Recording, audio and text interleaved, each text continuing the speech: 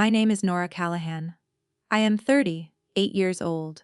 I am sitting in a window booth at a coffee shop on Southwest Morrison Street in Portland, Oregon. It is 9:47 in the morning.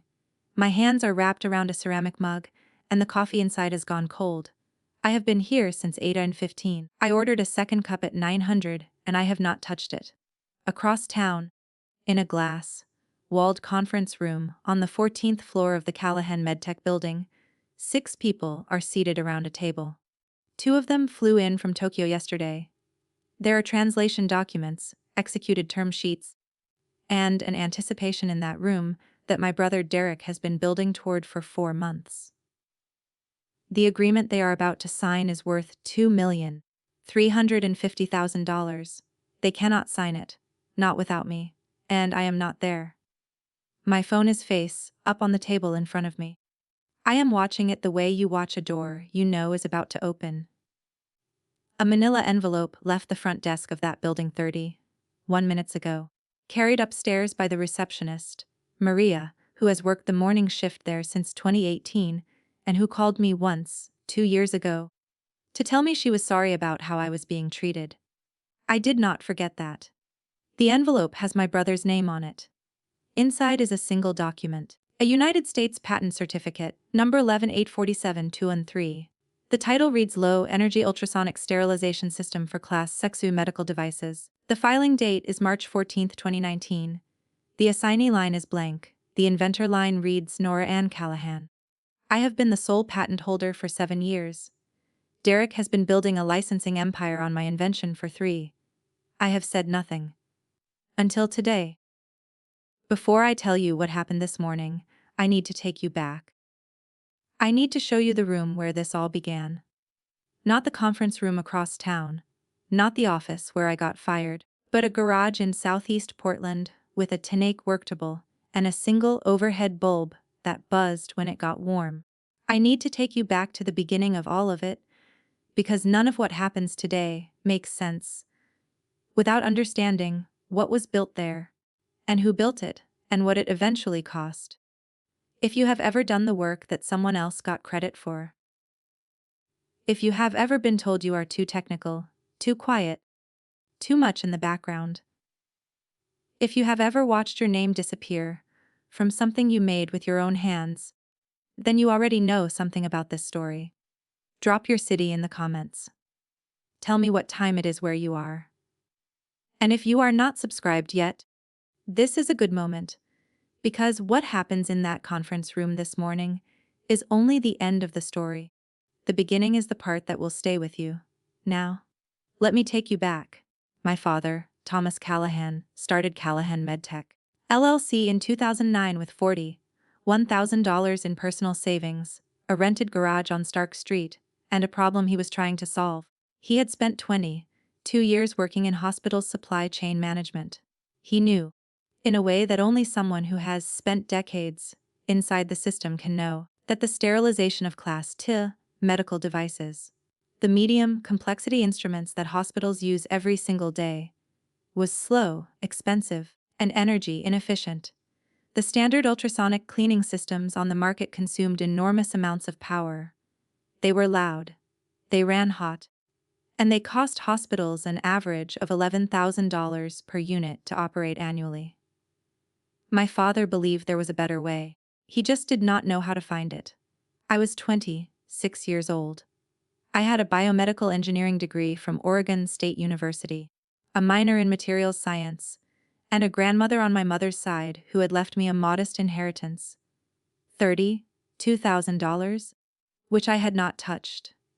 I had been working for 18 months at a medical device firm in Beaverton that was fine. It paid well. It was not interesting. My father called me on a Tuesday in November 2011 and asked if I wanted to work on something real. I said yes before he finished the sentence. The garage on Stark Street was not glamorous. My father had a second-hand worktable, 3 storage shelves, a space heater that smelled like burning dust, and a whiteboard he had pulled from a conference room that a company down the street was throwing away. He had written on it in blue marker, "What does the cleanest device in the world actually need?" That sentence stayed on that whiteboard for 2 years without being erased. We worked together for the first 8 months. Those were the best months. My father would come in early, bring coffee in a green thermos that I still have somewhere in a cabinet at home, and we would stand in front of that whiteboard and argue about physics. He did not have my technical background, but he had 22 years of practical knowledge that no degree can give you. He knew exactly where the existing systems failed. He knew which hospitals were desperate for a better solution. He knew what the price ceiling had to be for a device to be adopted at scale. He brought the map. I brought the tools. I remember one specific evening in April of 2012. It was raining outside, the kind of Portland rain that comes sideways off the river. And we had been in the garage since 6 in the morning. I had been trying to solve a resonant frequency problem. The core issue with ultrasonic sterilization at low energy is that you have to find the precise frequency range that disrupts bacterial cell walls without requiring the kind of power draw that makes the system impractical. I had run 47 simulations over 3 days. All 47 had the same flaw. My father sat on a stool in the corner and watched me stare at a spreadsheet. He did not offer solutions. He was smart enough to know that was not what I needed. After about 10 minutes of silence, he said, "What would happen if you stopped trying to match the bacteria and started trying to match the water?" I looked up. He shrugged. "You've been thinking about the frequency, in terms of what the organism needs to break. But the organism is mostly water. What does water want to do at very low energy levels?" I went back to the spreadsheet. I ran a different simulation. Then another. By 11 o'clock that night, I had the beginning of what would eventually become the ultra-clean V3 system. The core mechanism was a dual-stage resonant frequency cycle, operating at 34.7 kHz with a secondary pulse at 68.1 kHz. Designed to match the hydrogen bond frequency of water at standard medical-grade temperatures, it required 73% less power than the leading competitor. It was quieter, it ran cooler, and it worked. My father held the first prototype in his hands on a Friday morning in September of 2013. He turned it over, set it down on the worktable, and was quiet for a long moment. Then he said, "You are this company's future, Nora. I want you to know I understand that." He meant it. I know he meant it. I keep coming back to that because what came later, everything that came later, is easier to understand if you know that my father was not always the way things ended. He had his first cardiac event in March of 2014. A small one, they said. A warning. He was 61 years old. He came back to work 6 weeks later, moving a little more carefully, sitting down more often, watching his coffee intake. He did not change the whiteboard. He did not slow the work. But something had shifted. The way the light shifts in a room when a cloud moves over the sun. You cannot point to the exact moment. You just notice, one day, that the room is different. My brother Derek came into the building in the fall of 2014. Not the garage, the building. By then, the company had a real office. We had 3 employees, a small manufacturing contract with a facility in Vancouver, Washington, and our first hospital client, Providence St. Vincent Medical Center. Contract value $114,000 annually. Derek had been working in medical device sales in Boston. He had an MBA from Stanford, class of 2006. He wore good suits, he gave confident presentations. He was everything my father thought a company needed in order to look like it was going somewhere. Derek and I had never been close in the way that people imagine siblings are when they are 10 years apart. I was 27 when he joined the company. He was 37. He had always been the older brother in the way that older brothers sometimes are. Meaning well in theory, dismissive in practice. Growing up, he called me the lab rat as a nickname. He thought it was affectionate. It was not affectionate. The first time Derek sat in on one of our technical development meetings, he leaned back in his chair and said, "I think we need to simplify how we talk about this technology. The ultrasonic stuff is great, but clients don't want to understand the engineering. They want to understand the outcome." He looked at me. Can you put together a one-pager? Just the key benefits. Keep the technical language out of it. I put together the one-pager.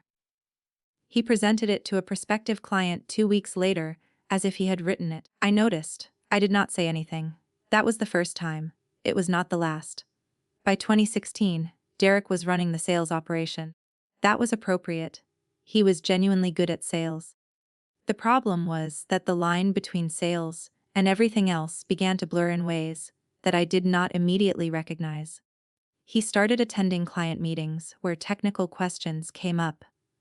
And instead of deferring to me, he would answer them with just enough accuracy to sound credible, and just enough imprecision to require a correction later that I would provide in a follow-up email that went out under the company name.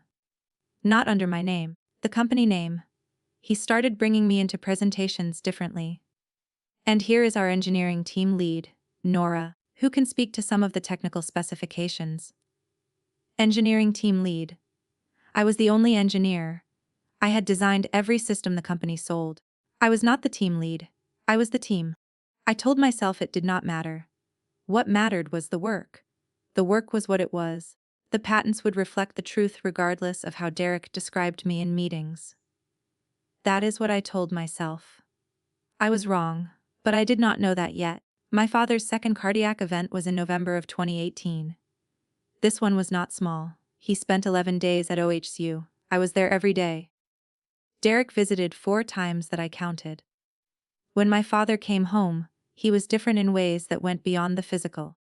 He had the look of a man who has been reminded, very directly, that his time is limited, and who has begun making decisions based on that reminder. He called Derek and me into his office at home on a Sunday afternoon in January of 2019.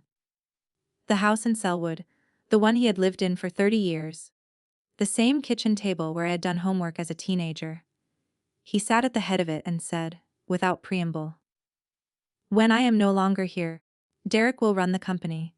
I need you both to understand that now, so there are no surprises later." Derek nodded. He had the look of a man who had been expecting exactly this. I said, "Okay." My father looked at me for a moment. Something in his face moved. "You are still the heart of this, Nora. That does not change. Derek runs the business. You run the technology. That is how this works." I nodded. 2 months later, on March 14, 2019, I signed the patent application for United States Patent No. 11-847-203. The attorney was Richard O'Kafer, who had been handling the company's intellectual property for 3 years. Richard walked me through each section of the application. When we got to the inventor designation, he paused and looked up. "The sole inventor," he said, "is you. This reflects the legal record accurately. I want to make sure you understand what that means." I understood what it meant. I signed the document. My father died on February 7, 2021. He was 67 years old. He died the way he had lived, quietly, without drama, at home in the house in Selwood, with a cup of coffee on the nightstand that had gone cold. At the funeral, Derek spoke for 12 minutes. He talked about vision and legacy, and what it meant to build something from nothing. He was a genuinely good speaker. People cried. I sat in the front row and thought about the green thermos. About the whiteboard. About 47 failed simulations and the one that worked. About my father's voice in that garage on a rainy April evening, asking the question that changed everything. I did not cry at the funeral, not because I was not grieving. I was. I cried later, alone, in the parking structure of the OHCU building, where we had spent so many hours 2 years before. I sat in my car for 40 minutes, and cried in a way that was quiet and ugly and private, which is the only way I have ever known how to grieve. Then I drove home, and I went back to work. Because the work was still there. And I was still the only one who could do it. What I did not fully understand then was that Derek understood this too. And that he had already started thinking about what to do about it. My phone buzzes on the table. I look down. It is 9:58 in the morning. The caller ID reads Derek Callahan. I turn the phone face down. I pick up my cold coffee and take a sip. Outside the window, the rain has started again. That flat, gray Portland rain that turns the street dark and quiet. A woman walks past with an umbrella that has a broken spoke, the fabric folding inward on one side. She does not seem to notice or does not care. I think about my father in that garage. I think about the whiteboard. I think about what he said to me on that Sunday afternoon in the Selwood kitchen, and what it meant, and what it eventually cost. And I sit with that. I sit with all of it.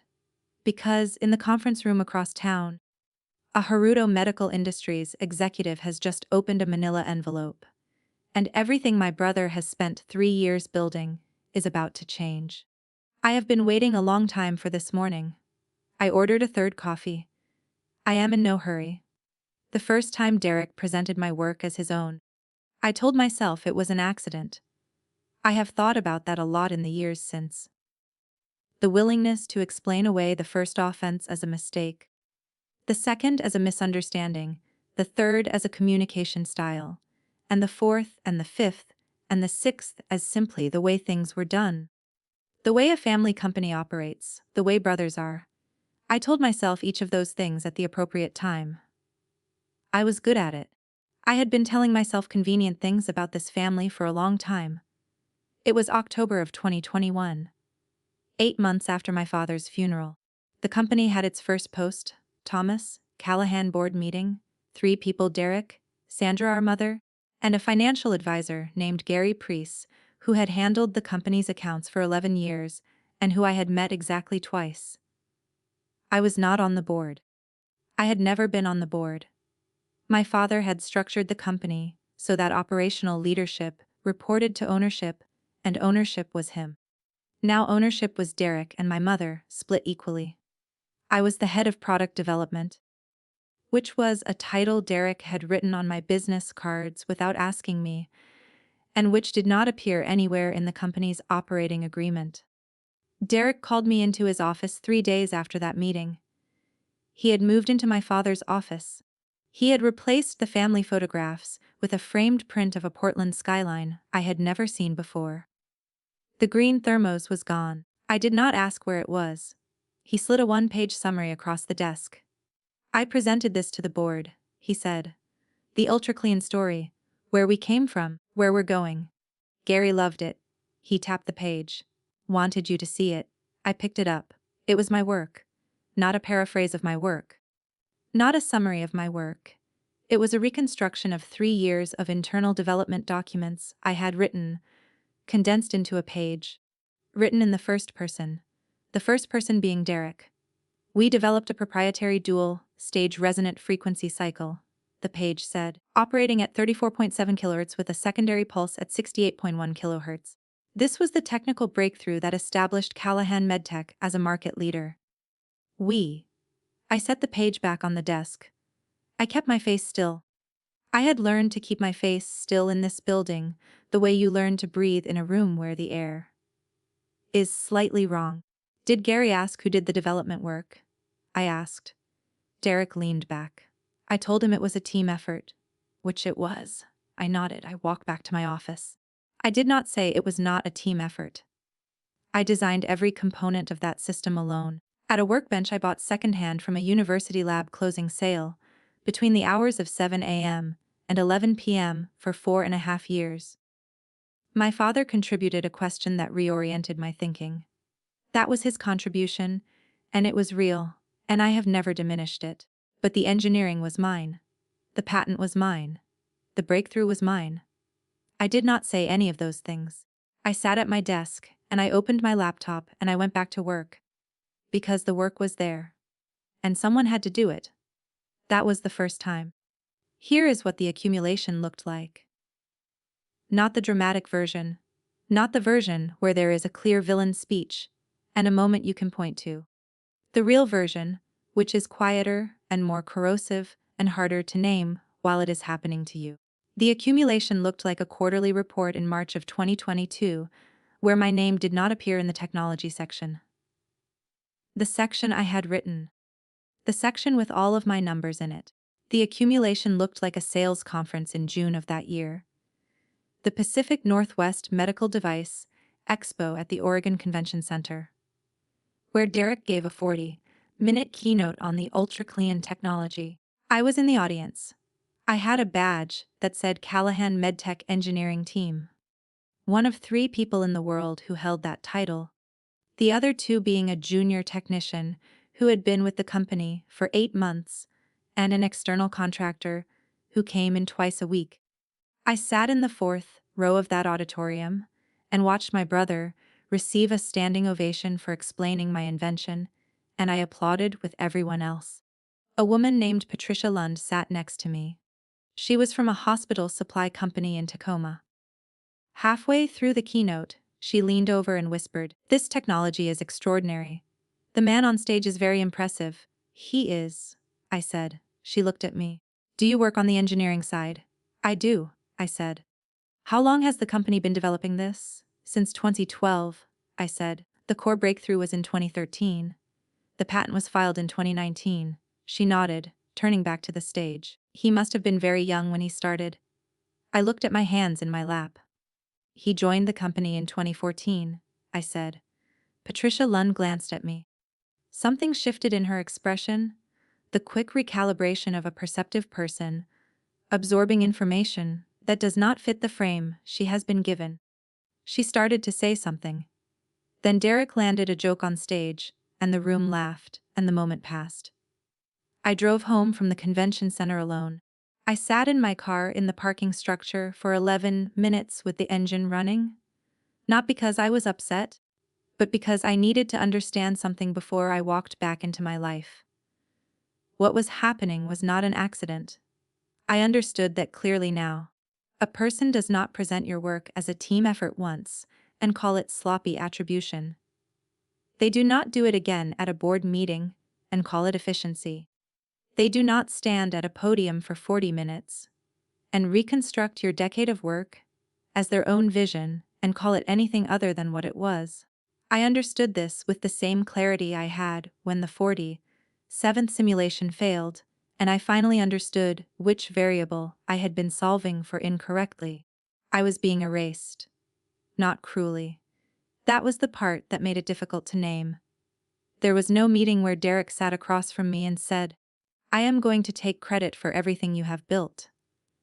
There was no conspiracy planned around a table. It was quieter than that.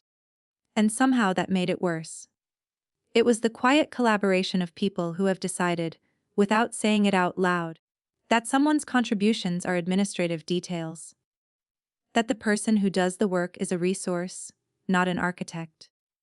That the story of the company is the story of its face, and its face was Derek's, and mine was a technical detail that did not need to be in the presentation.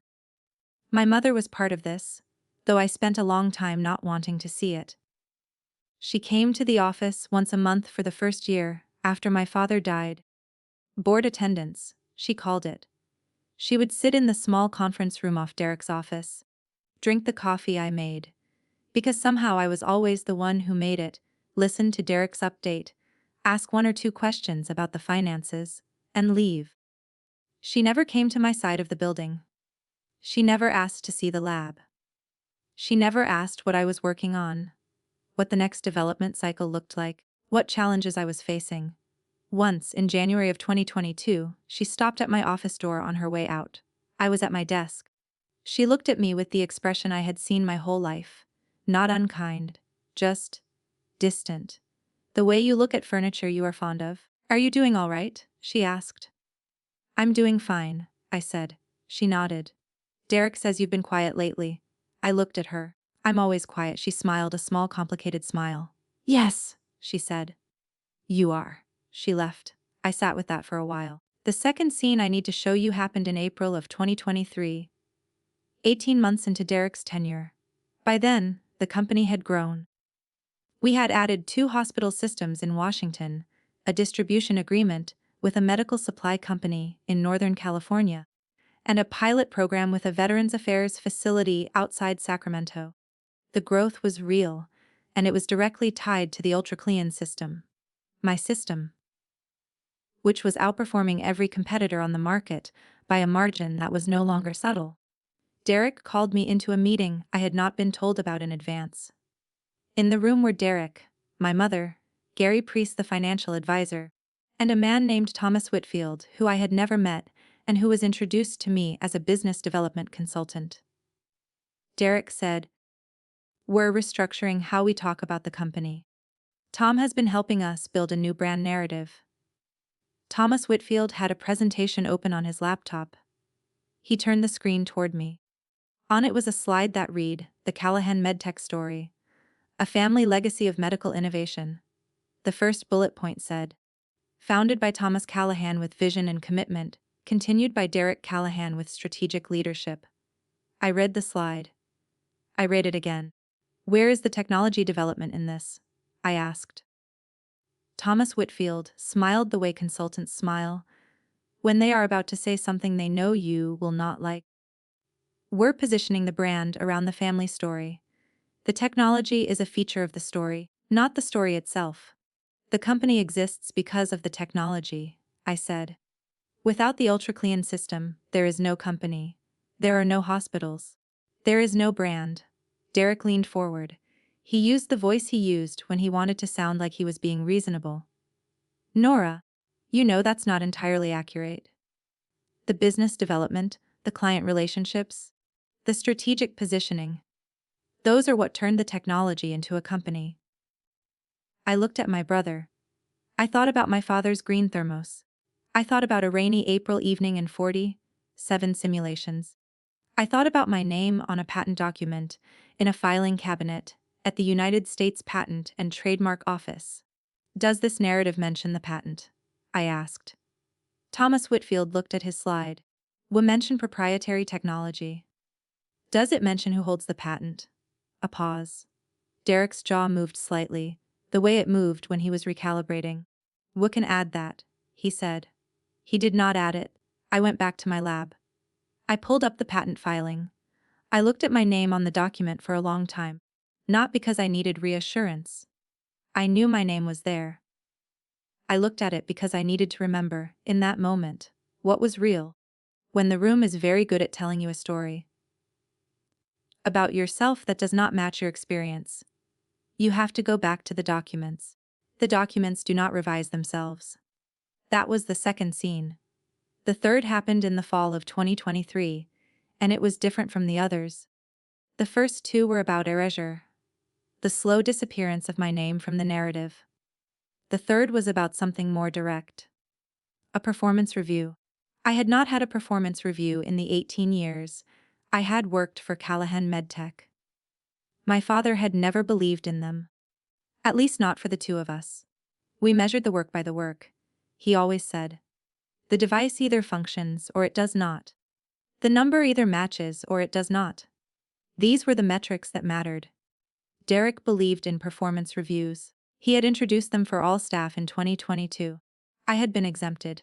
I assumed, because my role was too specialized to be evaluated by the standard rubric he had built with an HR consultant. I was wrong about that. In October of 2023, Derek's assistant sent me a calendar invitation. Performance review, Nora Callahan. The room, Derek's office. The time, Thursday, October 12, 2:00 p.m. The attendees, Derek Callahan and a woman named Renata Holt, who I did not know, whose email signature said she was an HR business partner from a firm called Apex Workforce Solutions. I sat in the chair across from Derek's desk. Renata Holt sat to one side with a notepad. She had the careful, neutral expression of someone paid to be professionally uninvolved. Derek opened a folder. He had printed something. He smoothed it on his desk with both hands, the gesture of a man who knows he is about to say something he has prepared and who wants the preparation to look casual. "This is a feedback summary," he said. "From the leadership team." "I'm the entire technical staff," I said. "Who constitutes the leadership team?" "Gary, Tom Whitfield, myself, and I asked Sandra to weigh in." "Sandra." "My mother, who came once a month and drank the coffee I made." I looked at the folder. I kept my hands in my lap. "What does the feedback say?" I asked. Derek turned the page toward me. I read it. I will tell you what it said, because a specific language matters, and because I wrote it down when I got back to my office, and I still have those notes. It said, Nora demonstrates deep technical expertise but struggles with collaborative communication. Her work style tends toward isolation, which creates barriers to cross-functional alignment. She has shown resistance to the company's evolving brand strategy and has not been a consistent advocate for the leadership team's vision. Going forward, Nora would benefit from more active participation in company culture initiatives and from developing her ability to translate technical priorities into business language that supports strategic goals. I read it twice. Then I set it on the desk and looked at my brother. He met my eyes. He looked, I think, slightly uncomfortable. Not guilty. Derek rarely looked guilty. He was too well defended for that, but uncomfortable. The discomfort of a person who has prepared a speech and can see, in the other person's face, that the speech is not landing the way he wanted it to. Translation, I said. The feedback is that I am not supporting the narrative. Derek started to say something. I know, I said. I picked up the folder. I stood up. I thanked Renata Holt for her time, which was a strange thing to say, but was the correct thing to say, and I walked out. Back in my lab, I sat at my bench. I did not cry. I did not call anyone. I pulled out a legal pad. I have always preferred legal pads to screens for certain kinds of thinking. And I wrote across the top in pen. What do they actually need from me? Underneath that I wrote 2 words, the patent. Everything else they could manage. The sales relationships, the brand narrative, the cross-functional alignment. They had built those. Those were real. But the technology the entire enterprise ran on was mine, and the legal instrument that protected that technology was filed under one name. I wrote it a second time, slowly, the patent. Then I underlined it. Then I put the legal pad in my bag and I went home. That was the fall of 2023. For the next year, I watched and I worked, and I said very little. I watched Derek build the Haruto relationship, flying to Tokyo twice, hosting their delegation in Portland, sending me brief emails asking for technical specifications that I provided without commentary. I wrote documentation I knew would be presented without my name on it. I answered questions about the technology's performance metrics from clients who did not know I existed. I accumulated. Not rage. I want to be accurate about what I was carrying. It was not a burning thing.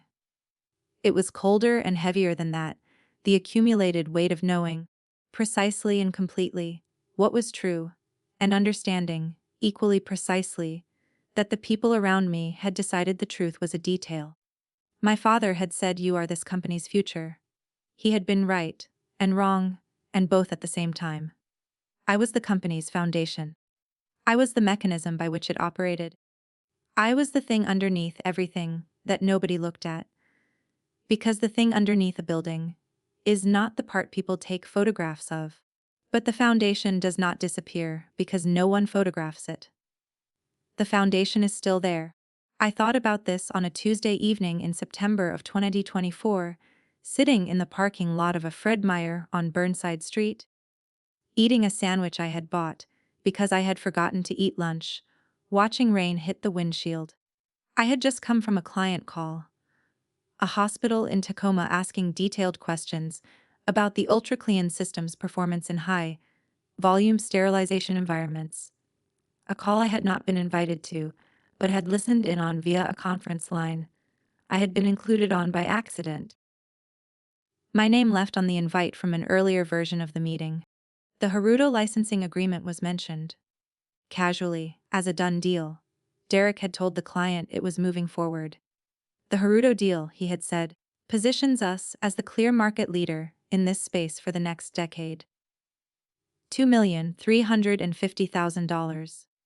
The deal that required a patent holder's signature.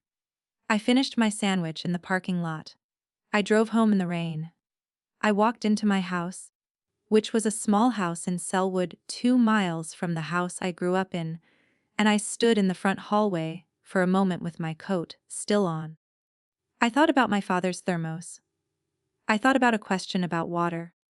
I thought about March of 2019 and a signature on a legal document and Richard O'Kafer saying, "I want to make sure you understand what that means." I understood what it meant. I walked to my home office. I opened the fireproof filing cabinet in the corner, second drawer. I found the file I had not opened in 5 years. Inside it was a manila envelope. Inside the envelope was a notarized copy of United States Patent No. 11804723. I held it in my hands.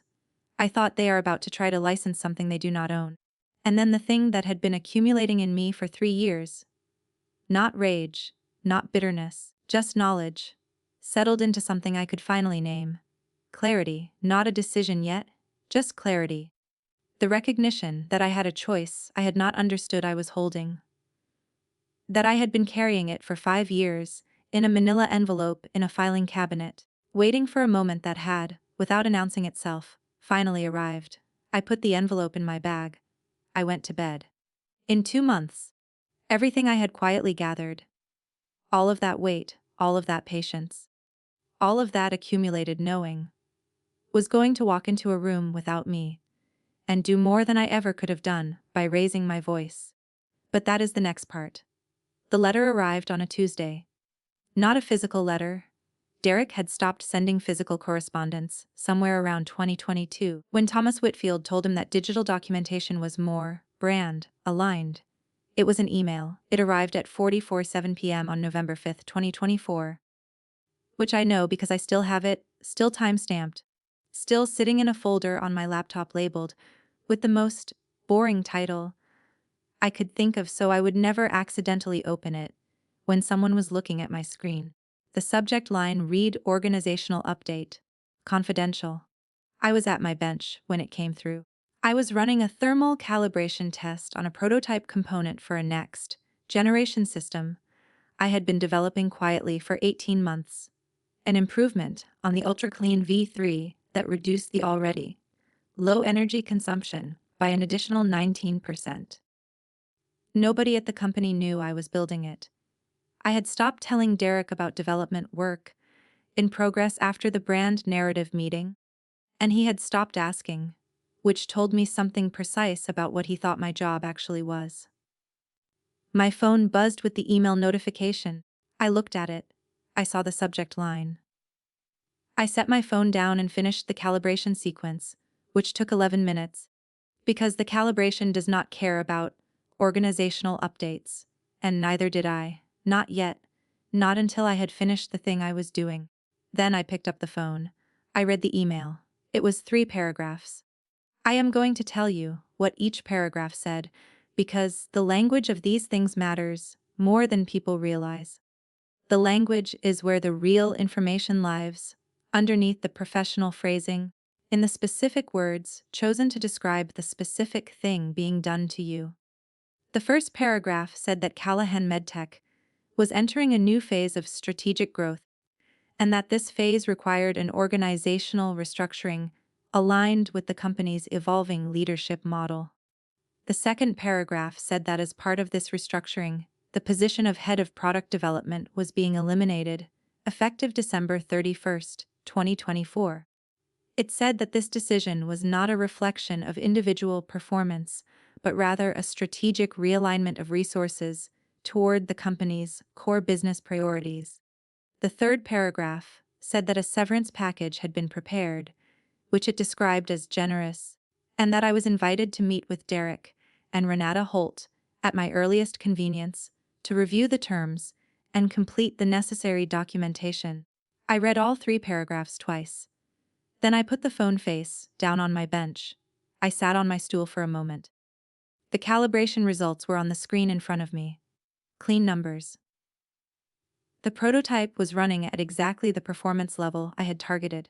The 19% improvement was real. I looked at those numbers for a while. Here is what I did not do. I did not call anyone. I did not cry.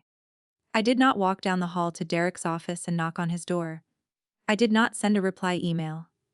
I did not call my mother. I did not call an attorney. Not that night. I was not ready to call an attorney, not that night. That night I was still in the stage that comes before strategy, the stage where you simply have to sit with the fact of a thing and let it be real. What had just happened was real. I let it be. I stayed at my bench until 7 o'clock, not working, just sitting. The building emptied around me. I could hear the cleaning crew in the hallway, the familiar sound of the cartwheels on the linoleum, a conversation in Spanish I could not quite make out. The overhead fluorescents buzzed the way they always did after 5, when the HVAC system reduced and the building went quiet enough to hear the small sounds it made under normal circumstances. At 7 I packed my bag. I took the calibration data with me on a USB drive. I took my personal notebook, the spiral-bound one I used for development notes, which was mine and had always been mine, and was not a company document. I looked around the lab. I had worked in this room for 8 years. It was a good lab. I had made it a good lab. I had designed the workbench configuration myself, ordered the specific equipment, arranged the storage system so that every component was within reach without turning around more than 90 degrees in either direction. The kind of thing that only matters to the person who spends 12 hours a day in a room. I turned off the lights. I walked to my car. I drove home. The meeting with Derek was scheduled for November 12th. A week after the email, I had taken 7 days to respond to his follow-up. Which was not nothing. A follow-up from Derek usually received a same-day reply, and when I did respond I said simply Tuesday at 2 works. Nothing else. I spent those 7 days doing 3 things. I worked, which I will tell you about in the next part. I thought, and I went through my files. Not frantically, methodically. The way you review a project before a final presentation, the way you read a contract before you sign it. I went through everything I had. 7 years of development notebooks, the patent filing documents, the original research grant I had written in 2012 to secure my first lab equipment, email chains going back to my father's tenure, and a folder I had kept without quite knowing why, labeled simply correspondence, which contained every email exchange with Derek from October 2021 onward, in which my work had been attributed incorrectly, reframed, or not attributed at all. I had 43 emails in that folder. I had not counted them before that week. I had saved them the way you save things you do not want to need, the way you keep receipts for purchases you hope never to return. Looking at all 43 of them spread across my laptop screen on a Wednesday evening in November, I understood something I had understood incrementally, but never all at once. I had known this was coming, not the specific shape of it. Not the email with the 3 paragraphs. But I had known, on some level I had been unwilling to name, that this was the direction everything was moving: the performance review, the brand narrative, the removal of my name from presentations, the slow repositioning of me from architect to technician to resource to obstacle. I had watched it happen the way you watch a storm come in from the coast. You can see the clouds building for an hour before it rains, and you still get wet. I had let myself get wet. I sat with the discomfort of that for a long time. Not because I blamed myself for what Derek had done. I did not, and I do not. But because there is a particular kind of pain in recognizing that you saw something coming and chose, for reasons that felt like love and felt like loyalty, and felt like the maintenance of something worth keeping, to stay in the path of it anyway. My father had built something. I had not wanted to be the person who broke it. I had not wanted to be the reason the company fractured. I had not wanted to be the daughter who made a scene, the sister who caused problems, the engineer who made everything about the patent when there were clients to serve and employees to consider. And a company that was, underneath all of the attribution failures and organizational restructuring language, still doing real work in the world. I had wanted all of that to be enough to make things right on their own. I had believed, or tried to believe, that the truth of the situation, provable, documented, filed with a federal agency, would eventually assert itself without my having to be the one who asserted it. I was wrong about that. The truth does not assert itself. The truth sits in a filing cabinet and waits. It is patient in a way that can be mistaken for passivity. It does not act on your behalf. It does not send emails. It does not walk into rooms. You have to decide to let it do those things. You have to be the one who puts it in motion. I had been the one keeping the truth in the cabinet. On Thursday of that week, November 7th, 2024, 2 days after the email, 5 days before the meeting, I drove to my father's grave at the Riverview Cemetery on SW Terwilliger. I do not do this often. I am not the kind of person who performs grief publicly, even privately. But I needed to be somewhere that felt like the original version of things. Before the reorganization, before the brand narrative, before the performance review with its language about functional alignment. The cemetery was cold and clear, a bright November sky the color of old aluminum. I stood at the stone for a while. Thomas Callahan, it read, 1953-2021. Husband, father, builder. I thought about the garage. I thought about the thermos. I thought about a Tuesday phone call in November 2011, when I said yes before the sentence was finished. I thought about what he had said on that Sunday in the Selwood kitchen. You are still the heart of this. He had meant it. I know he had meant it. But meaning a thing and structuring it legally are two different acts, and my father had only done one of them. And the one he had not done was the one that would have protected me. He had been a builder in the physical and practical sense. He had not been, in the end, a builder of safeguards. He had trusted people to be good. In his experience, mostly they had been. I do not hold this against him. I understand why he made the choices he made. He was a man who started a company in a garage with $41,000 and a thermos of coffee, and the concept of a son taking his daughter's work and presenting it as a family legacy would have been, to him, both unimaginable and unacceptable. He just did not know he needed to say that in writing. I stood at the grave for 11 minutes. Then, I drove back to Portland. I had a lot of work to do. The meeting on November 12th was in Derek's office at 2 in the afternoon. I arrived exactly on time, not early. I had been early to every meeting in this building for 8 years, and I was done with early. Exactly on time. Renata Holt was there. She had the same notepad. The same professionally neutral expression. I wondered briefly if she knew, sitting in that chair, what I had spent the past week doing. I decided it did not matter. Derek had a folder on the desk. He looked, I noticed, more put together than usual. New blazer. Hair recently cut. The prepared appearance of someone who has practiced this conversation and wants to make it look effortless. Nora, he said, thanks for coming in. I sat down. I folded my hands in my lap.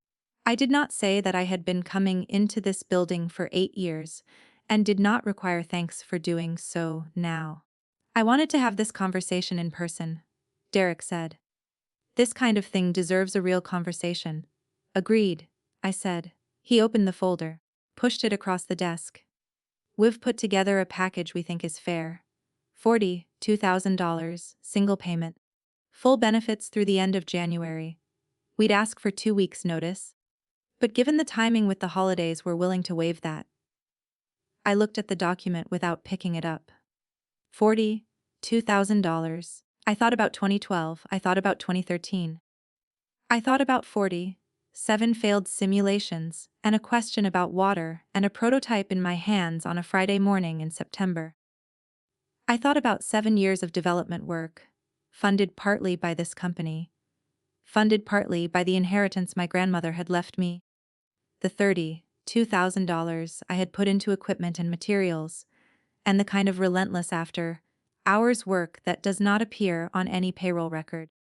$42,000. I looked at the number in the document. I looked at it, the way you look at a number, that is meant to close an account that cannot be closed by any number. There's a non-disclosure agreement attached, Derek said. Standard.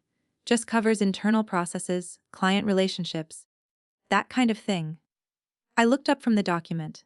I looked at my brother. He was watching me with the careful, measured expression of a man who had prepared for several versions of this conversation and was trying to determine which one he was in. I thought about what I wanted to say. I cycled through several things. I thought about the 43 emails in my correspondence folder. I thought about the October performance review, with its language about functional alignment. I thought about a June keynote in a convention center auditorium where a woman from Tacoma asked, who had built the technology, and I said nothing useful in response. I thought about the patent. I thought about what would happen in 4 months when the Haruto licensing agreement went to signature. I made a decision. I'll need some time to review this, I said. Derek nodded. Of course. Take the week. I stood up. I picked up the folder. Not because I intended to sign anything in it, but because I did not want to leave it on his desk, where it looked like something I had rejected, rather than something I was considering. One question, I said. Derek looked at me. The Haruto agreement, I said. Is it still on track for the spring? Something moved in Derek's face. A brief recalibration. He had not expected me to ask about Haruto. He had expected hurt, possibly anger, possibly the careful negotiating of a person who wanted more money. He had not expected Haruto. It's on track, he said. Why? I'm just keeping track of the company's schedule, I said. Old habit. I walked to the door. Nora. Derek's voice was slightly different. A half-step toward something he did not want to say directly. This doesn't have to be complicated. We want this to be a clean transition. I turned and looked at him from the doorway. My brother, in my father's office, in front of a framed Portland skyline photograph that had replaced 30 years of family history. My brother who had stood at a podium at the Oregon Convention Center and received a standing ovation for explaining my decade of work. My brother who had written the words cross, functional alignment, in a performance review for a person who had no team to cross, function, with because she was the only engineer in the building. It's not complicated at all, I said. He looked slightly relieved. I understand exactly what the situation is, I said. Then I left. In the parking lot, I sat in my car for 4 minutes. Not 11 this time. 4. I had things to do, and I did not have time to sit in parking lots anymore. I took out my phone. I opened my contacts. I scrolled to a name I had added 8 months ago. After a conversation at a professional conference where a colleague had mentioned her in passing. A colleague who knew what kind of work I did and had said, if you ever need someone who understands both IP law and engineering, this is the person. Claire Ewan. Intellectual property attorney. Portland, Oregon. Ewan and Associates. I press call. She answered on the second ring. Claire Ewan. My name is Nora Callahan, I said. I'm a biomedical engineer. I hold a United States patent on a technology that my family's company is preparing to license to a Japanese firm for $2,350,000. The company terminated my position this week. They have not asked for my signature on the licensing agreement. I need to talk to you. A pause, brief. The pause of a person processing information quickly. Are you available Thursday morning? She said. Yes, I said. 9 o'clock, she said. I'll have my associate pull the patent record before you arrive. I hung up. I started the car. Outside the windshield, the November sky was the color of old aluminum. A few leaves skittered across the parking lot. Someone's coffee cup rolled along the curb, pushed by the wind, until it caught against a drain grate and stopped. I thought about my father's voice. You are still the heart of this. I pulled out of the parking lot. I drove east on Burnside, through the familiar blocks of my city, past the places I had driven past every working day for 8 years. The coffee shop on the corner of 23rd, where I sometimes stopped on mornings, when I had gotten to the building too early. The bookstore I had been meaning to visit for 3 years. The park where I ate lunch alone sometimes, when the building felt too small. The city was the same. I was different. Not angry. I want to be accurate about this, because the difference matters. I was not the person you see in movies. The wronged woman with fire in her eyes, the clenched jaw, and the burning need to make someone feel what she had felt. I was not that. I had never been that. I was the person who had just understood, completely and finally, what she was holding. And what I needed to do with it. For the first time in 3 years. The feeling in my chest was not the heavy accumulation of swallowed things. It was not the weight of 43 emails and a performance review, and a keynote I had watched from the 4th row of an auditorium. It was something cleaner than that. It was the feeling of a calibration sequence completing, of numbers settling into the correct alignment, of a long, careful calculation reaching its final line. Not the end, not yet, but close. I was going to be ready when it arrived. Claire Ewan's office was on the 14th floor of a building on SW 5th Avenue, 4 blocks from the courthouse. The elevator opened directly into a small reception area with gray walls and no artwork, which I found immediately reassuring. Lawyers who spend money on decorating their waiting rooms are lawyers who have decided you are a client before they have decided you have a case. Claire's waiting room had 2 chairs, a side table with a single plant, and a receptionist who offered me water without asking my name first. I arrived at 8052 on Thursday morning, November 14th, 2024. I was carrying my bag, which contained my personal development notebooks, a USB drive with the calibration data from the night of the email, and a printed copy of United States Patent No. 11, 847-283 that I had retrieved from the filing cabinet the evening before.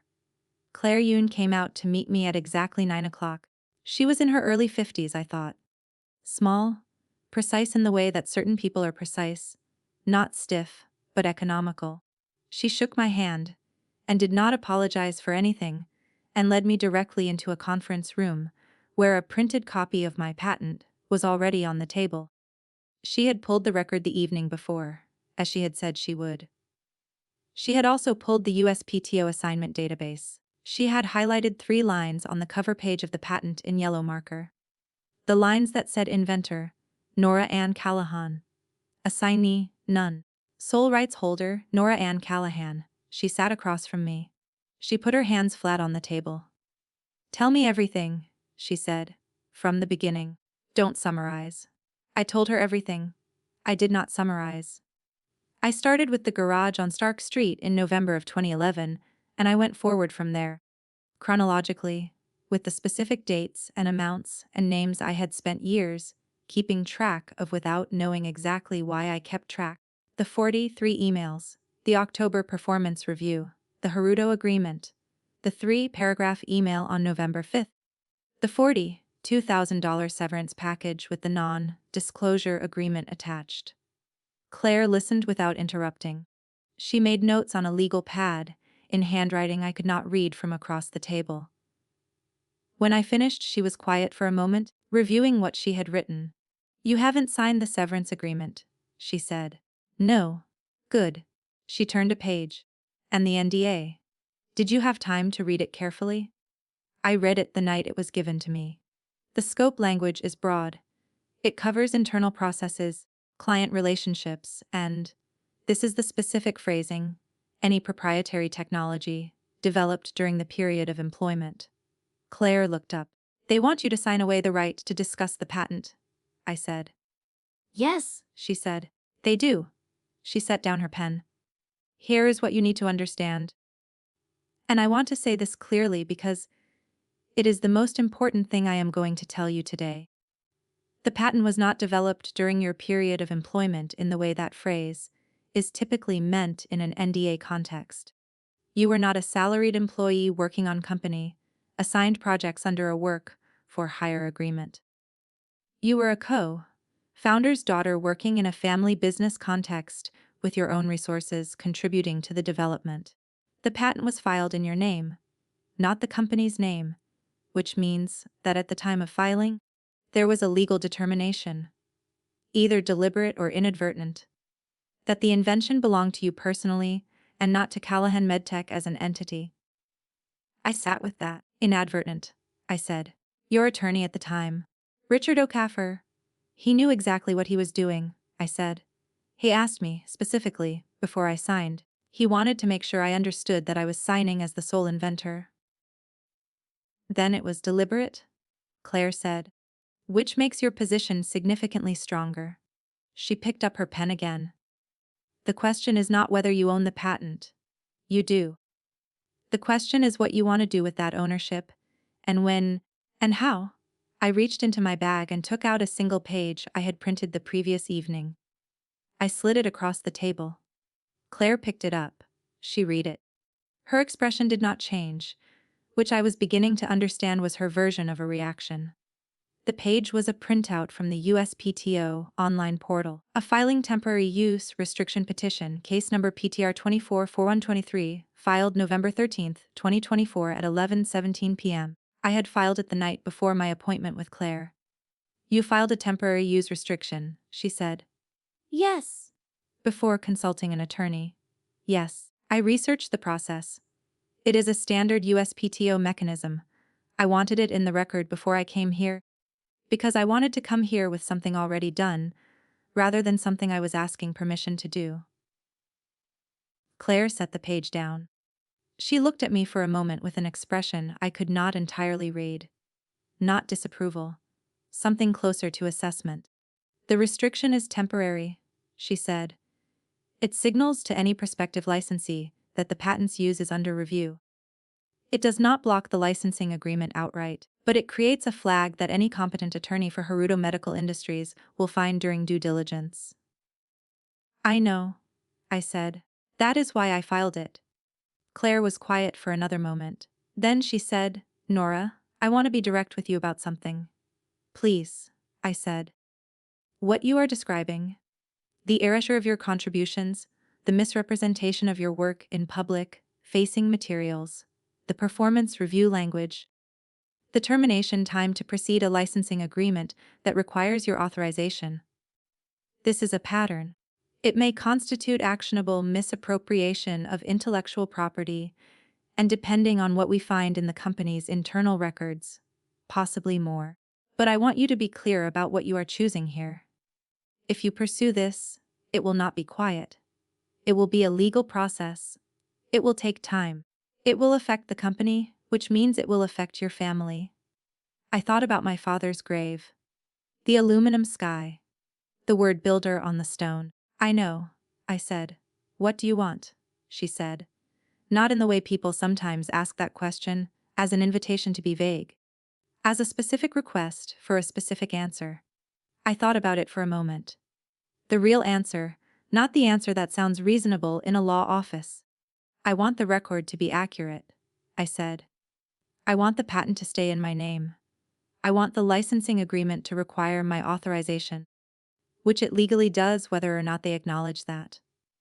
I don't want to destroy the company. My father built it. There are people who work there who had nothing to do with any of this. But I am not going to sign a non-disclosure agreement that buries the truth, and I am not going to allow a $2 million licensing deal to close on an invention that belongs to me without my participation. Claire nodded. She wrote something on her legal pad. Then here is what we are going to do, she said. We met 4 more times between November and February. The meetings were on Thursday mornings, always at 9, always in the same conference room.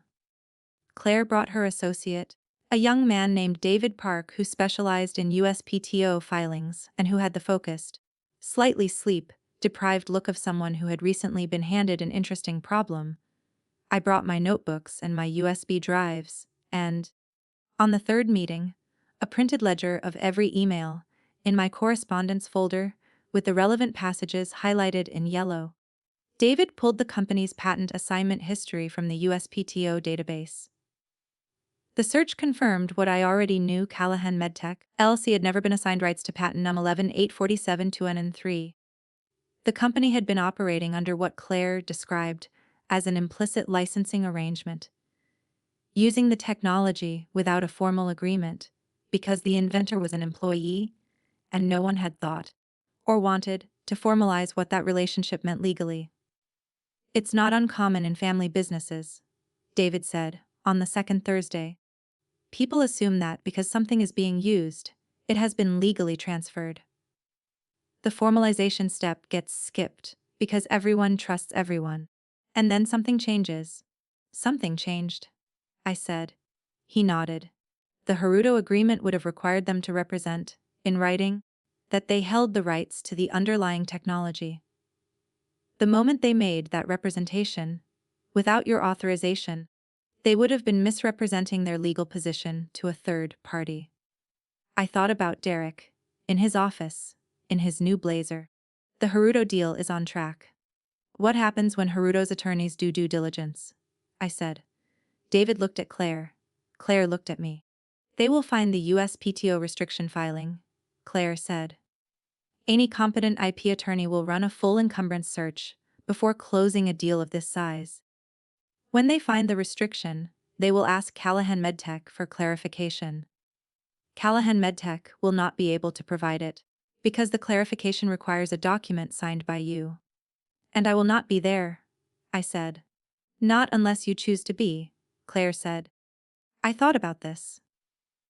I thought about it for a long time in the weeks between our meetings. I thought about it on the bus to work, because I had gone back to work, quietly, for the month of December. Derek had not pressed me again about the severance agreement. He had sent one follow-up email in late November, asking if I had had a chance to review the package. I had replied, still reviewing. He had not followed up again. I watched the company function. I watched Derek run his meetings, and take his calls, and manage the Haruto relationship from a conference room. I could see through the glass wall from my bench. I watched him the way you watch a clock when you know something is coming. Not anxiously, but carefully. Noting the time. I did not sabotage anything. I want to be clear about this. I did not misfile documents. I did not alter specifications. I did not interfere with any of the Haruto communication. I went to my lab every day, and I did the work that was in front of me, because the work was mine regardless of what the organizational chart said about my position, and because I had spent 8 years caring about that work, and I was not going to stop caring about it. Because Derek had written a 3-paragraph email. I also kept building the next generation prototype. The one with the 19% improvement. I brought it along quietly, in the hours before and after everyone else arrived and left.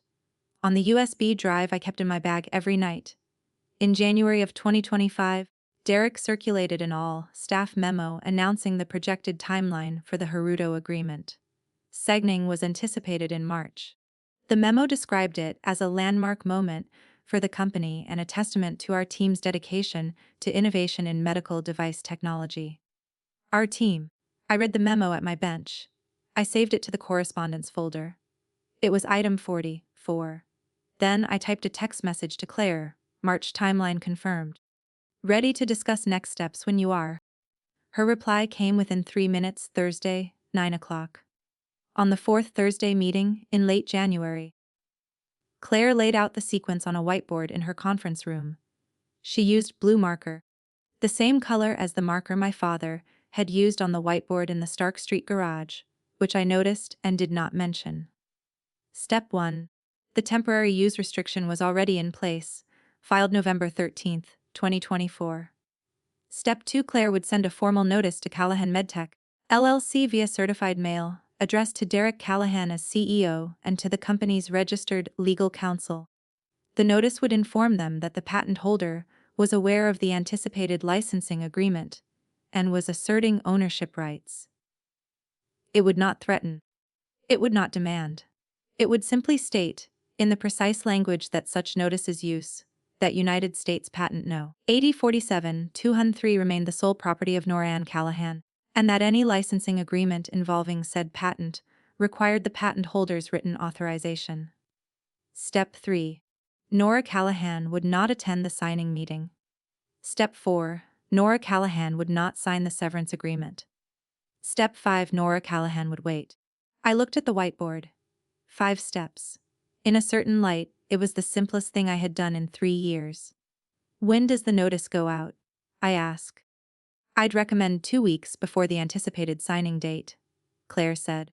Far enough in advance that Haruto's attorneys will have time to find it during their final due diligence, and close enough to the signing date that there is no time for Derek to resolve it quietly. I thought about that. About the timing. About the 4 months between November and March that had been, in a sense, the longest calibration sequence of my life. February 28th, I said. Claire wrote it on the whiteboard. February 28th, 2025. I sat in that conference room on a gray January morning and looked at the 5 steps on the whiteboard, and I felt something I had not felt in a long time. Not relief, relief comes after. Not triumph. Triumph is for the moment of. What I felt was the specific, quiet satisfaction of a system functioning correctly, of a sequence running as designed, of numbers going where numbers are supposed to go. David pulled up the certified mail tracking page on his laptop and turned it toward me. "We'll use this address for the registered agent," he said, pointing to the Callahan MedTech address on SW Broadway that I had driven past approximately 2,000 times in 8 years. "Yes," I said. He began preparing the notice. Claire reviewed it word by word. I read the final version twice. It was 1 page. It used no emotional language. It contained no accusations. It cited the relevant USPTO records, the patent number, the filing date, the sole inventor designation, and the applicable sections of Title 35 of the United States Code governing patent ownership rights. It was, in a sense, the most accurate document I had ever been associated with. Every sentence was simply true. The notice went out on February 28, 2025, via certified mail and simultaneously via email to the company's registered legal counsel, a firm called Brennan & Cole on SW Salmon Street. Delivery confirmation arrived at 2:43 p.m. Someone named K. Alvarez signed for the physical copy. I know what Derek was doing that day because I was still in the building. He had a sales call in the morning. He had lunch with Gary Priest. He spent most of the afternoon in his office with the door closed, which was unusual. At 4:15 p.m., his assistant knocked on my lab door. "Derek would like to see you," she said. "Tell him I'm in the middle of a calibration sequence," I said. "I'll be available tomorrow morning." She hesitated. He said it was urgent. "The calibration sequence is also urgent," I said pleasantly. "I'll be available tomorrow morning." She left. Derek did not come to the lab himself, which told me something about how carefully he was managing his reaction. A man who was not trying to manage his reaction would have come to the lab himself. I finished the calibration sequence. I packed my bag. I drove home. That night I made dinner. Rice and roasted vegetables, the meal I make when I need something uncomplicated.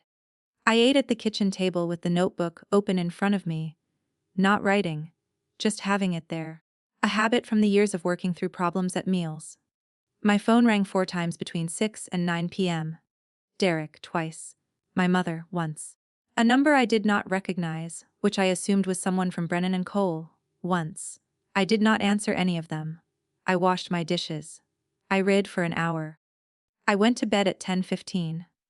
I want to tell you something about that night, because I think it is important. People expect a certain thing from a moment like that. The eve of a reckoning, which is how it might be described in a certain kind of story. They expect sleeplessness, doubt, the racing mind of someone who has set something in motion and is now wondering whether it was the right thing. I slept well. I slept the specific, uncomplicated sleep of a person who has finished a long piece of work, the way I slept the night we got the first clean prototype result in 2013. The way I slept the night I signed the patent application in March of 2019. The sleep that comes not from relief or triumph, but from completion. From the simple fact of a thing being done. The thing was done. What remained was the morning. 3 weeks after the notice went out, the Haruto signing meeting was scheduled for March 21, 2025. A Friday. 10 o'clock in the morning. 14th floor of the Callahan MedTech building. I knew the details because the meeting had been on the shared company calendar. And I was still on the shared company calendar because no one had thought to remove me from it. I looked at the calendar invitation on the evening of March 20th. Haruto Medical Industries. License Agreement Execution. Attendees Derek Callahan, Gary Priest, Kenji Haruto. 2 members of Haruto's legal team. A Callahan MedTech attorney from Brennan & Cole. My name was not on the invitation. I looked at it for a moment. Then I opened a drawer and took out a standard manila envelope. I typed a single label and affixed it to the front. I printed one document, the notarized copy of Patent 11-847-213, the one from the filing cabinet, and placed it inside. I sealed the envelope. On the front I wrote, by hand, in my own handwriting, Derek Callahan. Personal. That was all. On the morning of March 21st, I drove past the Callahan MedTech building at 9:12 a.m.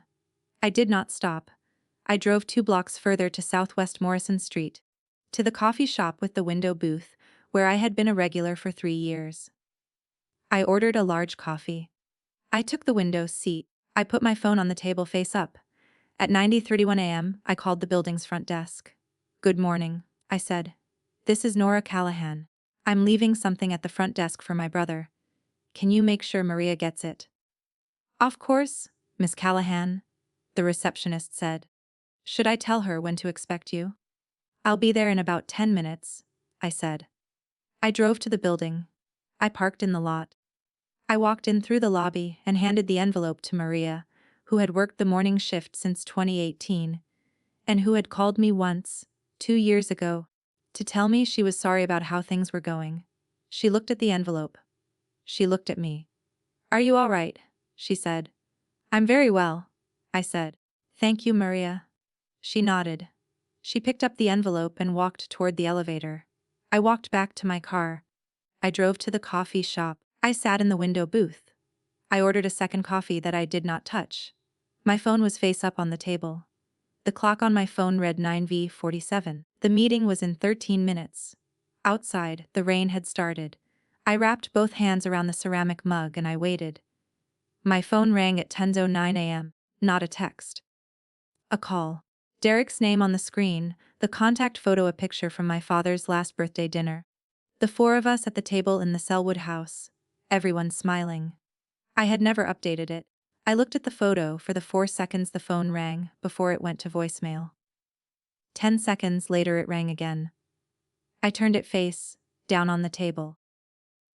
The rain against the window was steady and even, the kind of Portland rain that does not announce itself. That simply arrives and settles in, as if it has always been there. A man at the counter was reading something on his laptop. The barista was restocking the pastry case, sliding things into place one at a time, with the focused care of someone who takes small arrangements seriously. The coffee shop smelled like dark roast and cardamom, and the particular dampness of wet coats near a door. I thought about my father's thermos. The green one, scratched on one side from years of being set down on metal surfaces. He brought it every morning in the early days, filled at home before the drive, because the garage had no coffee maker for the first 8 months, and he refused to let that be an excuse to start late. He was that kind of man. He removed the obstacles he could remove and worked around the ones he could not, and he did not spend much time talking about the difference. I had inherited that from him. I understood this more clearly sitting in that window booth than I had at any point in the previous 3 years. My phone rang a third time. My mother's name. I turned the phone completely over, face against the table, and left it there. At 10:17, I ordered a third coffee I did not need, and did not drink and was glad to have in front of me. Across the street, 2 people were sharing an umbrella that was not quite large enough for 2 people. Tilting it toward the person on the left, while the person on the right got wet at the shoulder. They were laughing about it. The person on the right did not seem to mind. I thought about what was happening, at that moment, 14 floors up in a building 2 blocks away. Here is what I know, from what Claire confirmed afterward, from what was documented in the legal correspondence that followed, and from one other source I will tell you about shortly. At 10 o'clock, the Haruto delegation arrived.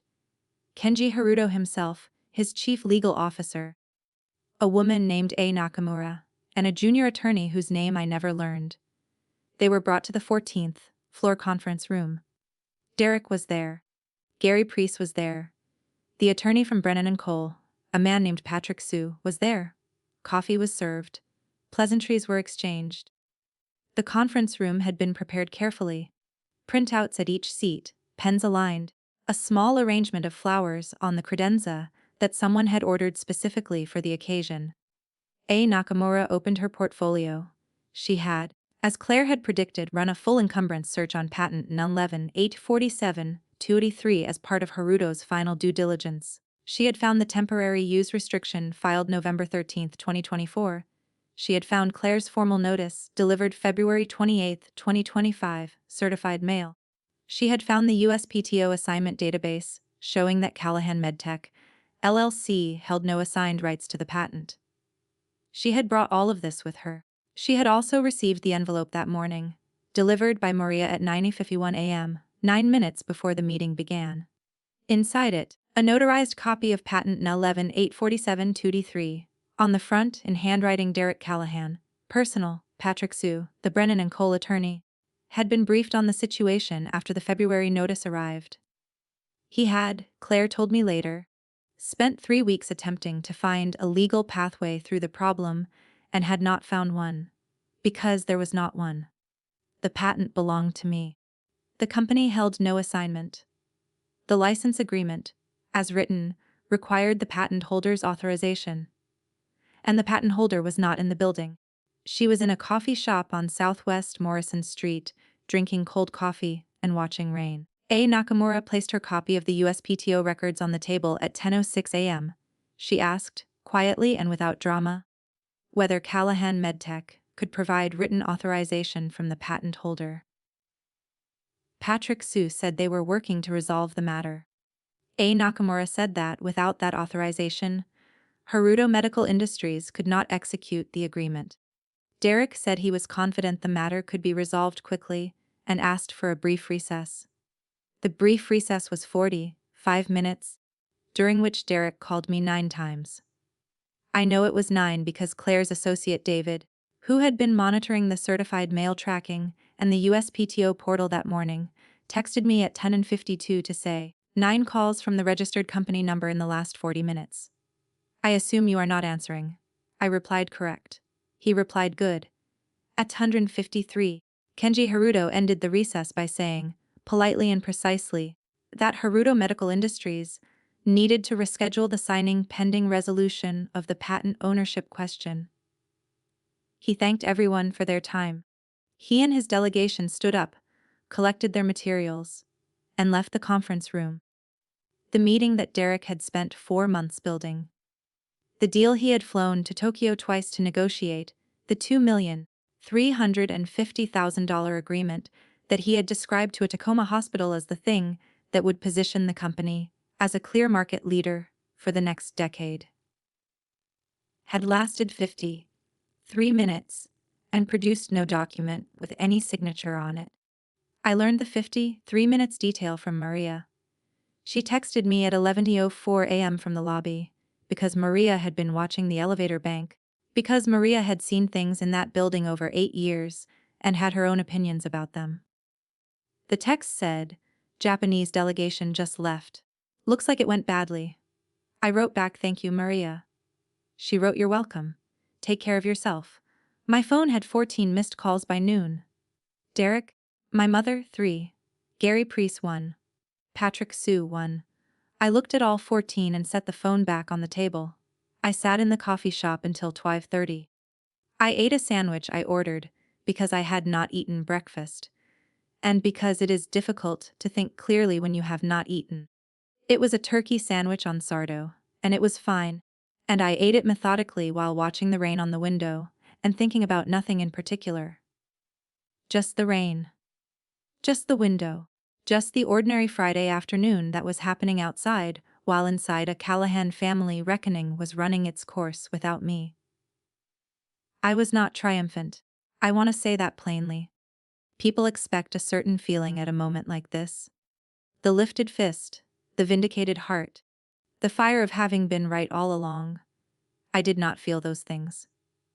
What I felt was closer to what you feel at the end of a very long project. Not celebration, completion, the specific quiet of a system that has run its full sequence and arrived at its output. I paid for the sandwich and the 3 coffees. I left Maria's tip in cash, because I always left tips in cash. An old habit from the years when I watched my father insist on it. I walked to my car. I drove home to Selwood. In my house I made tea, put on a record, Chet Baker, which is what I listen to when I need something that does not require anything from me, and sat in the chair by the window, where I do my best thinking. I thought about my father. I thought about the garage. I thought about the 7 simulations. I thought about what I wanted the next part of my life to look like. The calls continued through the afternoon and into the evening. By 8 p.m., I had 22 missed calls across 4 different callers. At 8:14 p.m., my mother sent a text. It was the longest text message she had sent me in 3 years. I read it twice. It said, "Nora, I need you to call me. I don't know everything that's happening, but Derek is saying the company is in serious trouble, and I'm frightened. Whatever is going on between you and your brother, I need you to remember that your father built this, and it meant everything to him, and I am asking you as your mother to please call me." I sat with that text for a long time. My mother, 68 years old, sitting in the Selwood house, probably at the kitchen table, where my father had told us both how the company would work after he was gone. The same table where I had done homework as a child. The same table my father had made coffee at every morning for 30 years. I thought about what she had said in January of 2022, when she stopped at my office door and told me Derek said, "I had been quiet lately." As if quietness in a room where your work is being erased was a symptom that needed monitoring. I thought about what she had not said. In 2 years of watching what was happening, she had not said this is not right. She had not said I see what Derek is doing. She had not said, you deserve to be in that meeting. She had not said any of the things that might have cost her something. She was frightened now. That was real. I did not doubt it. But frightened now was not the same as having been present then. I did not call her that evening. That is not the ending I would have chosen if I were choosing for ease. But I have learned, slowly and at some cost, that the kind response and the honest response are not always the same response, and that choosing the kind one, when it requires you to absorb something that is not yours to absorb, is not kindness. It is a continuation. I wrote her a text instead. It said, "I know you're frightened. I'm going to have Claire Ewan reach out to the company's legal team next week, and we'll begin working toward a resolution. This is going to take some time, but it is going to be handled properly. I'm okay. I hope you're okay too." I sent it. I put the phone down. I went to bed. The meeting happened 12 days later, on April 2nd, 2025. Not in the Callahan MedTech building. In Claire's conference room on the 14th floor of the building, on SW 5th Avenue. Claire had insisted on neutral ground, which was the correct instinct. Derek arrived with Patrick Sue. I arrived with Claire. David Park was present as a support. There was no Renata Holt from Apex Workforce Solutions. There were no HR business partners. There were 4 people and a table, and a set of documents. Derek looked, when he walked in, like a man who had spent 12 days sleeping badly. He was in a suit, but the suit was not the new blazer from the November meeting. It was an older one. A familiar one. He had a cup of coffee from somewhere and he set it on the table and did not drink it. He looked at me when he sat down. I looked back. I was not angry. I want to be precise about this one more time, because it mattered to me that I was not angry in that room. Anger would have made it about feeling. What it was about was not feeling. It was about documents. It was about a patent number and a filing date and the specific, unambiguous language of intellectual property law. My feelings about my brother, which were complicated and old, and had nothing to do with the USPTO, were mine to manage privately, and I had been managing them for a long time. Claire spoke first. She was brief. She outlined the legal position: the patent was mine, the company held no assignment. The licensing agreement required my authorization, and the temporary use restriction would remain in place until a formal resolution was reached. She placed a document on the table. It was a proposed agreement, not a transfer of ownership. A formal licensing arrangement between Nora Callahan, patent holder, and Callahan MedTech LLC as licensee. It specified that the company could continue to use the technology and could pursue third-party licensing agreements, including with Haruto Medical Industries. In exchange, I would receive a licensing fee, 8% of all revenue derived from the UltraClean V3 technology, retroactive to January 1, 2022. The date I had established as the beginning of the period during which the company had been generating substantial revenue from the patent without any formal agreement with the patent holder. Patrick Sue looked at the document. He made a note on his legal pad. He and Claire began talking through the specific provisions in the precise, abbreviated language that lawyers use when they are doing the actual work. I listened. Derek was quiet. At one point, Derek leaned forward. He looked at me across the table, not at the document, at me. "Why didn't you just say something?" he said. The question was not aggressive. It was, I thought, genuinely confused. Which told me something about how Derek understood the previous 3 years, and how different that understanding was from my own. I considered the question. I gave it the consideration it deserved. "I did," I said. "At the brand narrative meeting. At the board presentation review. When my name was removed from the expo materials. When the performance review used the phrase cross-functional alignment to describe a person who had no team." I paused. Each time, the response was a reframe. The word "we" instead of "I." A note about strategic positioning. A suggestion that I develop my ability to translate technical priorities into business language. I looked at him. "I said things, Derek. You heard them as complaints about style." He was quiet. "I am not doing this to hurt the company," I said. "I am doing this because the company has been using something that belongs to me as if ownership were a formality. It is not a formality. It is the entire legal and commercial foundation of your Haruto agreement. I did not create that situation. I am just the first person to name it accurately." Derek looked at the document. Patrick Sue said something to Claire about the retroactive calculation methodology. Claire said something back.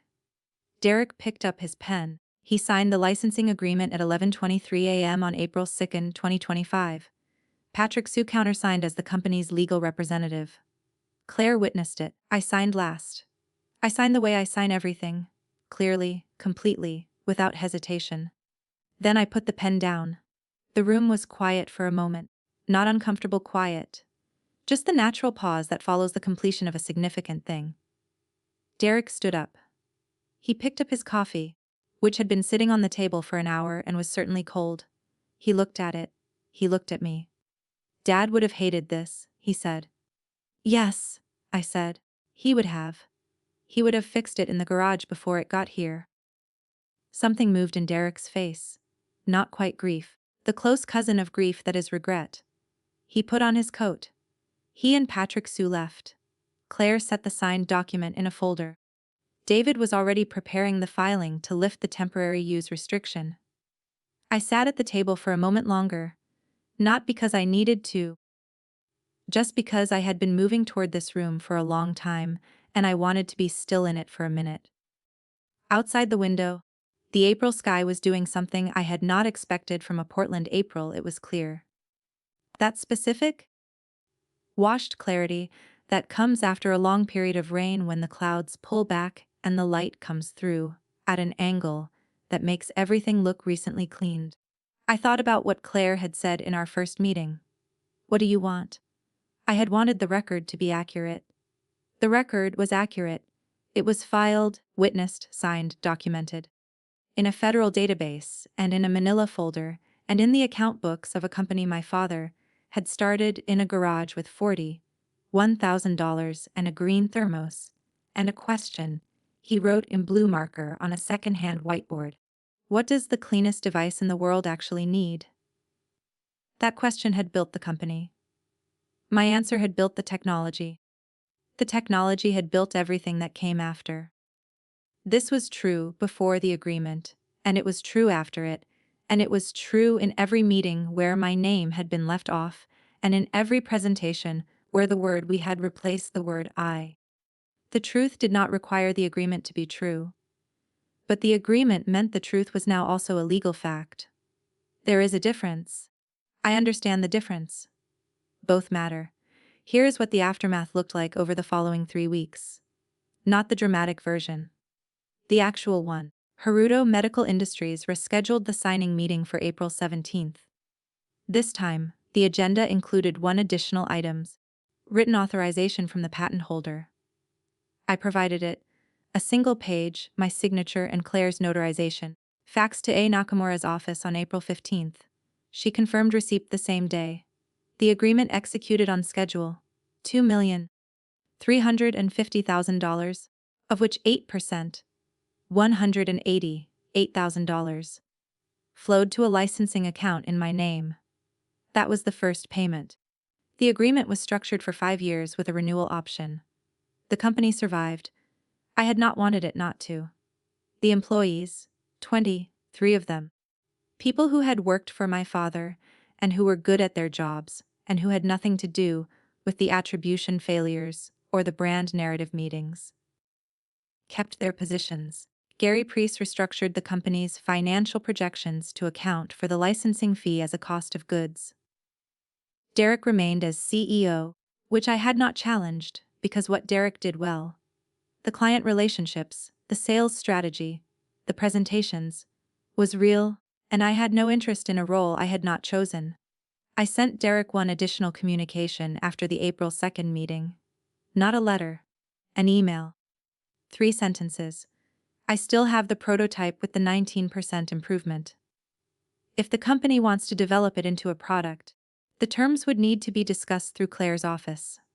It's better than V3 in every measurable way. He replied the next day. 1 sentence. I'd like to see the data when you're ready. I sent the data on April 10th. David prepared a formal development agreement over the following weeks. We executed it on May 1st, 2025. My mother called me on a Sunday evening in late April. I answered. We talked for 41 minutes, which was the longest phone conversation we had had in 3 years. She did not apologize directly, which I had not expected. She was not built for direct apology, and I had made peace with that a long time ago. The same way you make peace with a measurement that will not go beyond a certain precision, no matter how carefully you calibrate the instrument. What she said, at the end of the conversation, was your father would have been proud of how you handled this. I sat with that for a moment. Which part? I said. A pause. All of it, she said. The patience. The preparation. The way you didn't burn it down. I looked at the window. At the clear April sky. I didn't want to burn it down, I said. I just wanted my name on my own work. She was quiet for a moment. I should have made sure of that, she said. A long time ago. It was the closest she came. I took it as what it was. Not everything I might have wanted. Something real. We said goodnight. I hung up. I sat in the chair by the window with Chet Baker on the record player, and the clear sky outside, and the prototype USB drive on my desk, and thought about my father's question on the whiteboard in the Stark Street garage. What does the cleanest device in the world actually need? I had answered that question in 2013. The answer was a dual-stage resonant frequency cycle operating at 34.7 kHz with a secondary pulse at 68.1 kHz. The answer had taken 7 years to develop and 4.5 years to patent, and 3 years to fight for.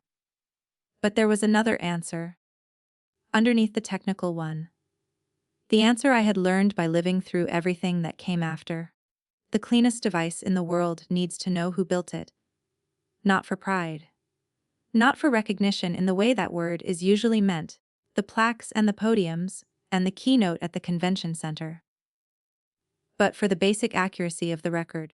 For the correspondence between what is true and what is documented. For the agreement between the thing and its name. I had been the thing without the name for 3 years. And the thing without the name is still the thing. The truth of it does not go anywhere. It sits in a filing cabinet under a patent number and waits. But the name matters. The record matters. The document with your signature on it, filed with a federal agency, witnessed and certified and retrievable by anyone who cares to look. That matters too. I know who I am. I have always known who I am. But knowing it privately is not the same as the record reflecting it. And the record now reflects it. That is what I spent those months doing. Not burning something down, bringing the record into alignment with the truth. Nothing more than that. Nothing less. Here is what I know now that I did not know when I walked into the Stark Street garage at 20. 6 years old with a biomedical engineering degree and $32,000 in an inheritance account and more energy than sense. I know that families are not held together by silence. They are held together by honesty. And honesty has a cost. And sometimes you have to be the one willing to pay it, even when everyone else in the room has decided the cost is yours to carry alone. I know that doing the work and getting credit for the work are two separate acts, and that confusing them. Telling yourself that the work is what matters and the record will take care of itself is the most expensive belief you can hold in a room full of people who have decided the record is theirs to write. I know that staying quiet is not the same as keeping the peace. I kept quiet for 3 years. The peace I was keeping was not peace. It was a postponement. A blank check I had been signing with my silence for 36 months, and the amount on that check was not just financial. It was my name. I know that forgiveness and accountability are not opposites. I have not cut Derek out of my life. I have not excised my mother. I have not left the company in ruins, or walked away from the work I love, or pretended that the people who hurt me did not also love my father, and build real things, and carry their own versions of grief. All of that is true simultaneously. People are not simple enough to be only one thing. The man who stood at a podium and took credit for my decade of work is also the man who held my father's hand in the OHCU hospital and cried in a parking structure where he thought no one could see him. I know both of those things. I hold both of those things. But holding both things does not mean accepting one of them. You can love someone and still require accuracy. You can forgive someone and still file the paperwork. You can want the company to survive and still insist that your name appear on your own invention. These are not contradictions. They are just the truth, held at full resolution. And I know, finally, the quiet ones are not quiet because they have nothing to say. We are quiet because we are building something. Because the work requires concentration. Because we understand, on some level that the loud ones have not yet reached, that the most permanent thing in any room is not the voice that fills it. It is the thing that gets made, the object that works, the number that holds, the patent with a name on it that cannot be revised or reframed or presented under a different byline at a convention center. My name is Nora Callahan. I am 38 years old. I built a technology that changed how hospitals sterilize the instruments they use to keep people alive. I built it in a garage with a second-hand workbench and a green thermos and a question about water. I built it through 47 failed attempts and one that worked. I built it without a podium and without a keynote and without a brand narrative. And it is mine. It has always been mine. The record now says so. If this story found you at a moment when you are carrying something that belongs to you but does not yet have your name on it, if you are the person doing the work while someone else is doing the presenting, if you have been quiet for so long that the silence has started to feel like agreement, hear this. The truth does not expire. It sits in the cabinet and it waits. And when you are ready, when you understand what you are holding and what it means and what it can do, it will still be there. Patience is not the same as surrender. Documentation is not the same as revenge. Knowing the precise difference between those things is not a small thing. It is everything. Take care of yourselves. Do the work. Keep the records. And if someone tells you that the cleanest device in the world was built by someone else, check the patent. Your name is on it. I'll see you in the next one.